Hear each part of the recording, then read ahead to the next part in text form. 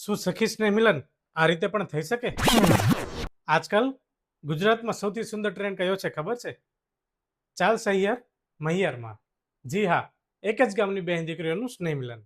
વોટ્સએપના એક જ મેસેજથી વર્ષોથી છૂટા પડેલા મિત્રો ફરીથી ભેગા થાય અને એ જ બાળપણની યાદો ફરીથી તાજા થાય.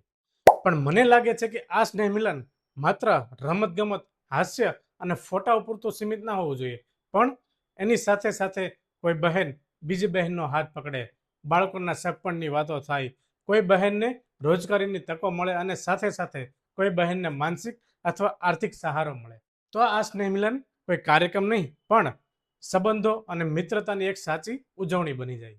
તમને શું લાગે છે, સ્નેહ મિલન ફક્ત મોજ મસ્તી માટે હોવું જોઈએ કે મોજ મસ્તીની સાથે સાથે બીજાને મદદરૂપ થવા માટે? તમારો વિચાર કમેન્ટમાં જરૂરથી જણાવો અને જો આ વિચાર તમને ગમ્યો હોય તો તમારા ગામની દરેક બહેનો સુધી આ મેસેજ પહોંચાડો. જય હિન્દ.